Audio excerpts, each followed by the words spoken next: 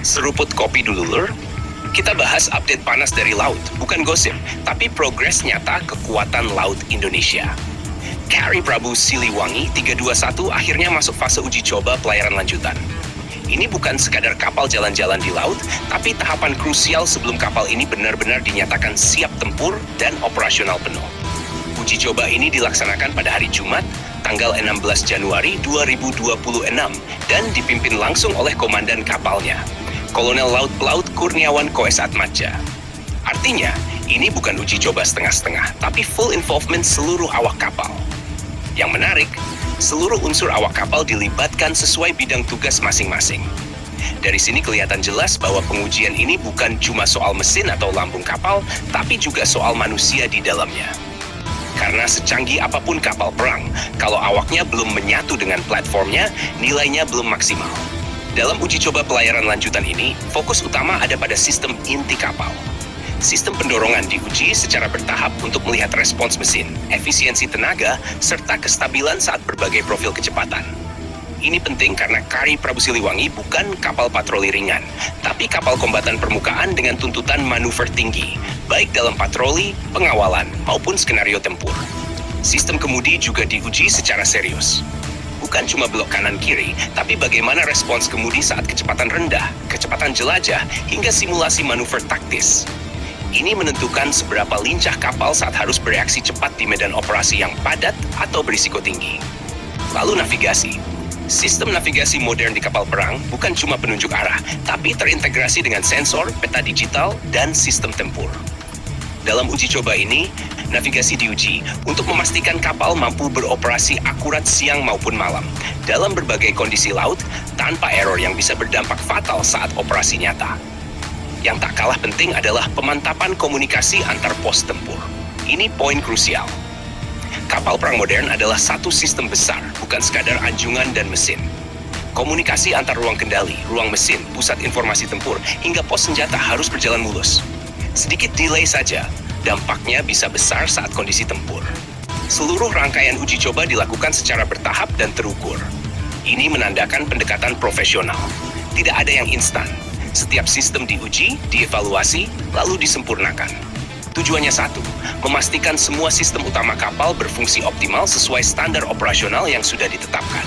Nah, bagian yang bikin banyak pengamat militer langsung melirik adalah dilaksanakannya firing check pada sistem persenjataan. Di sini diuji kesiapan meriam 76 mm Sofra Ponte dan meriam 127 mm. Perlu dicatat, ini bukan latihan tembak dengan amunisi, tapi pengecekan awal sistem senjata. Firing check ini fokus pada aspek mekanis, elektrikal, dan prosedur keselamatan. Artinya, dicek apakah sistem loading bekerja normal, sistem kendali tembak merespons dengan benar, kelistrikan stabil, dan seluruh prosedur safety berjalan sesuai doktrin. Ini tahapan wajib sebelum kapal masuk fase uji tembak sebenarnya. Kalau kita tarik ke analisis yang lebih dalam, keberadaan meriam 76 mm dan 127 mm di KRI Prabu Siliwangi menunjukkan peran kapal ini sebagai kombatan permukaan serius. Meriam 76 mm efektif untuk ancaman udara jarak dekat, target permukaan kecil, dan fast attack craft.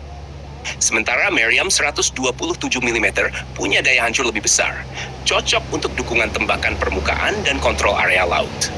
Dengan firing check tanpa amunisi, TNI AL memastikan bahwa ketika nanti masuk fase live firing, risiko teknis sudah ditekan semaksimal mungkin.